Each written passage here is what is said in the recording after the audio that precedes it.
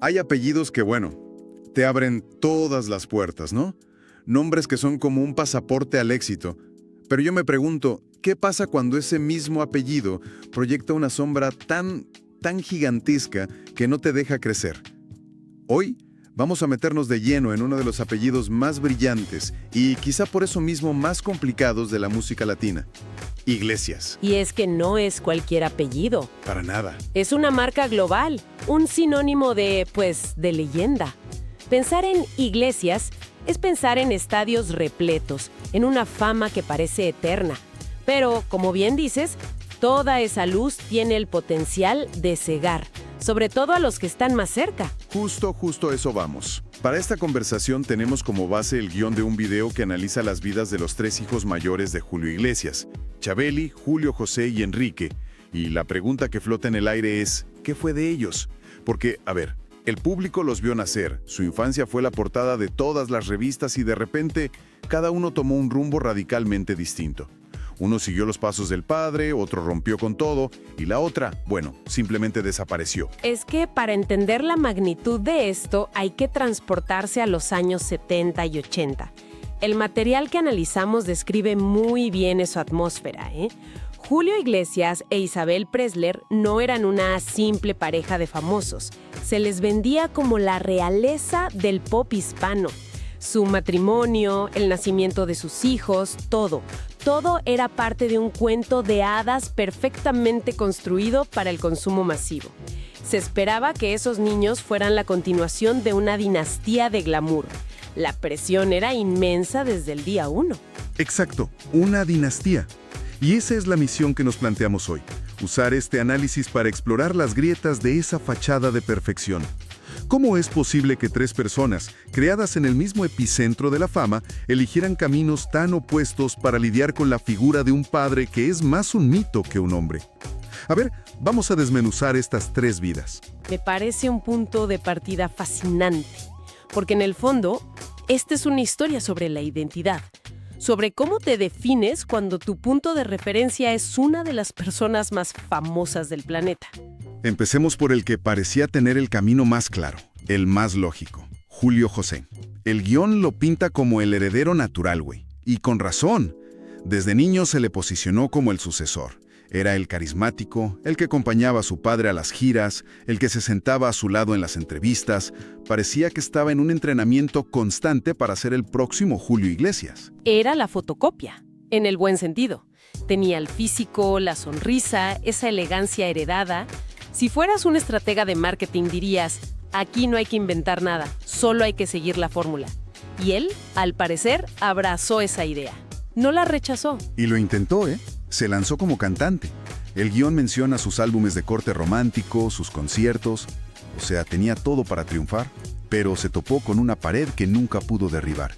Y es que el público no lo veía como un artista nuevo, sino como una imitación. La frase que se repite en el análisis es demoledora. Siempre fue el hijo de. Y aquí es donde la historia se pone interesante, desde un punto de vista psicológico. Su estrategia fue, la de la continuidad, la de la lealtad absoluta al legado. Pero al hacerlo, como que renunció a tener una voz propia. El público es curioso, no siempre quiere una segunda parte de la misma película. A veces quiere una historia completamente nueva. Y al intentar ser una continuación, Julio José se quedó atrapado en el prólogo de la historia de su padre. ¿Y qué pasa cuando el público te rechaza por ser demasiado parecido a tu padre? El análisis sugiere que, a pesar del fracaso comercial, él nunca rompió filas. Siguió siendo el hijo leal, participando en documentales, defendiendo siempre la figura paterna. No hubo un reclamo público. No, ningún portazo. Y eso es lo que lo hace tan complejo. Su lealtad es admirable, pero también fue su trampa. Se mantuvo fiel a un modelo que el mercado ya no quería. Es como si el mundo le dijera, no queremos otro Julio Iglesias, y él respondiera, pero es lo único que sé ser. El análisis lo describe como un silencio elegante pero doloroso. Y creo que esa es la definición perfecta. Se fue apagando con dignidad, pero dejando la sensación de un potencial que nunca pudo florecer por sí mismo. Es que ese camino de la lealtad, que parecía el más seguro, terminó siendo un callejón sin salida. Pero el material nos presenta un caso que rompe totalmente con ese molde, ¿verdad? El de Enrique. El opuesto absoluto. Si la historia de Julio José es una tragedia griega sobre el destino, la de Enrique es una declaración de independencia. Totalmente. Y aquí es donde encontré uno de los datos más sorprendentes del guión. Cuando Enrique decide empezar su carrera, a escondidas de su familia, firma su primer contrato discográfico con un seudónimo. Se hizo llamar Enrique Martínez, para que nadie en la disquera supiera quién era su padre. No, claro. Quería que lo escucharan por su música, no por su apellido. A ver, pensemos en la audacia de esa decisión. Es un acto de rebeldía total. No solo es renunciar al privilegio, es desafiarlo. Es decirle al mundo, y sobre todo a su padre, voy a construir mi propio edificio desde los cimientos sin usar tus ladrillos. Y esa decisión lo definió todo. Y vaya que lo construyó. El resultado de esa rebelión fue un éxito mundial que nadie vio venir. Creó un estilo completamente diferente, un pop más directo, más anglo, y conectó con una generación que no necesariamente escuchaba a su padre. Logró lo que parecía imposible, generar su propia sombra. Una tan grande que en ciertos mercados incluso llegó a eclipsar la de su padre. Sí, pero esa independencia, esa sombra propia, tuvo un costo altísimo en lo personal. El guión es muy claro al describir la relación entre Enrique y Julio como algo frío, distante. Sí, no es una suposición, ¿eh? Se basa en hechos muy concretos que menciona. ¿Cómo cuáles? ¿Qué detalles da el análisis para sostener esa idea de frialdad? Bueno, para empezar, la casi inexistencia de fotos de ellos juntos en los últimos 20 años. Nunca, jamás han grabado una canción juntos a pesar de las oportunidades. Y quizá lo más revelador que se menciona es la ausencia notoria de Enrique en eventos clave como la entrega de premios a la trayectoria de su padre. Es que no estamos hablando de peleas en revistas. No, para nada.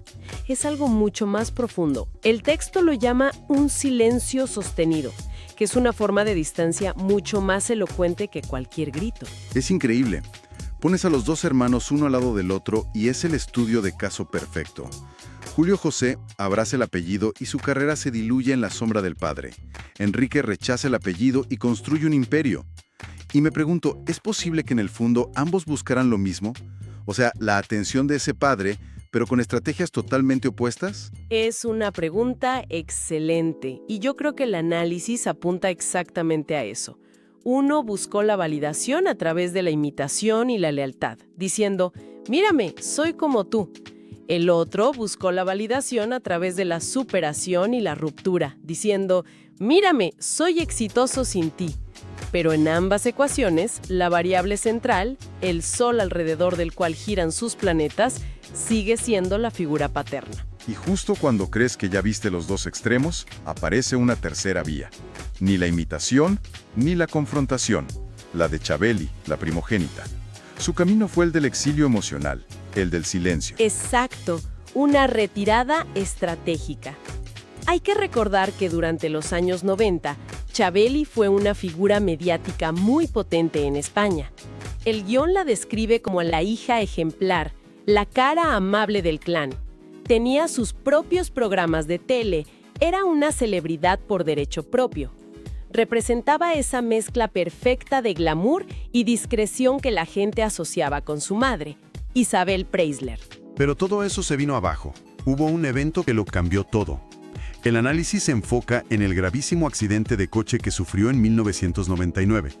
Y lo interesante es cómo lo describen, no solo como un trauma físico, sino como un quiebre emocional, un punto de no retorno. Exposición, las presiones, de repente todo eso parece trivial frente a la posibilidad de perder la vida.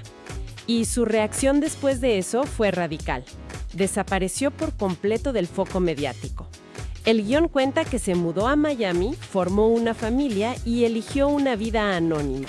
Eligió la paz por encima de la fama. Y lo que me parece más revelador es que el texto conecta esta decisión no solo con el accidente, sino con algo que venía de antes. Se usa una frase muy potente. Su retirada fue una forma de escapar de un vacío afectivo que sentía desde joven. Así que no fue solo una huida de los paparazzi, fue una huida de algo mucho más profundo. Totalmente. Fue un acto de autopreservación. En una familia donde todo se mide por el éxito público, elegir la privacidad es el acto más rebelde de todos. Es decir, el juego que todos ustedes están jugando ya no me interesa. Mis métricas de éxito ahora son otras. La tranquilidad, la familia, el silencio. Fue su propia forma de construir una identidad, lejos de las expectativas del apellido Iglesias. A ver, entonces, si juntamos todas las piezas, ¿cuál es la idea central? Tenemos al leal, al rebelde y a la exiliada. 3 historias que parecen no tener nada que ver, pero que nacen de la misma raíz. ¿Cuál es el denominador común? El análisis sugiere, y creo que de forma muy acertada, que el hilo conductor es la figura de un padre omnipresente en lo público, pero profundamente ausente en lo privado. Las giras interminables, los compromisos, las nuevas familias que formó, pues todo eso se tradujo inevitablemente en distancia. Y una distancia que no era de kilómetros, sino emocional, ¿no? Se puede estar en la misma casa y sentirse a un mundo de distancia. Precisamente. El guión es muy claro en esto. No habla de peleas ni de escándalos. Habla de una distancia palpable, de una falta de calor en el día a día.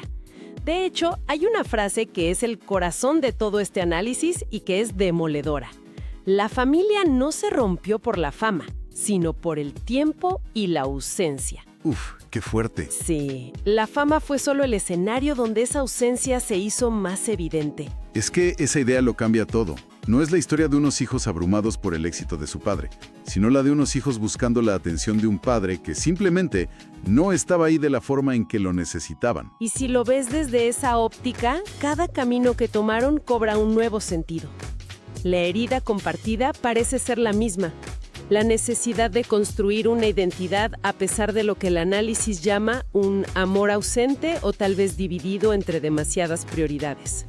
Cada uno a su manera luchó por lo mismo, ser visto por su padre, no solo por el resto del mundo. Y esa es una batalla muy solitaria. Entonces, ¿qué conclusión sacamos de todo esto? Lo que me queda claro es que tenemos 3 destinos forjados por el mismo legado monumental. Julio José, que intentó ser la continuación de la leyenda y se perdió en el eco. Enrique, que rompió con la leyenda para construir la suya, pagando un precio personal muy alto. Y Chabeli, que simplemente decidió bajarse del escenario para poder sanar. Y lo más notable, que el guión subraya, es la elegancia con la que han manejado sus historias. Ninguno de los 3 ha salido a ventilar sus dolores. Han optado por el silencio, cada uno a su manera, lo cual le añade una capa de dignidad a todo el relato. Aquí es donde la paradoja se vuelve casi poética. El apellido Iglesias, que para el mundo entero es sinónimo de éxito, de carisma, de triunfo, para ellos fue también una jaula de oro. El precio de la inmortalidad artística del padre fue, en cierto modo, la fragmentación silenciosa de su primera familia. Cada uno tuvo que encontrar su propia estrategia de supervivencia. Sobrevivir al privilegio. Suena extraño, pero en este caso parece que el mayor privilegio era también la mayor carga. Para ir cerrando, hay una reflexión final en el guión que me parece que lo resume todo de una forma increíblemente potente. Dice así: a veces llevar el apellido de una leyenda no es un homenaje, es una renuncia. Una forma silenciosa de decir, yo también existo, pero no como tú esperabas. Es una frase brutalmente honesta, porque captura la esencia de las 3 historias. Cada uno de ellos, a su modo, le dijo eso al mundo y a su padre. Completamente. Quizás esa es la única verdad que los 3 han compartido siempre, sin necesidad de ponerse de acuerdo, sin decir una sola palabra. Y nos deja pensando en algo que va más allá de esta familia, ¿no? Nos obliga a preguntarnos sobre la naturaleza de cualquier gran legado. ¿Es un impulso o es un ancla? ¿Es un regalo que te eleva o es una deuda que las siguientes generaciones están condenadas a pagar? En el caso de los Iglesias, queda claro que fue ambas cosas a la vez y cada uno tuvo que elegir con qué parte se quedaba.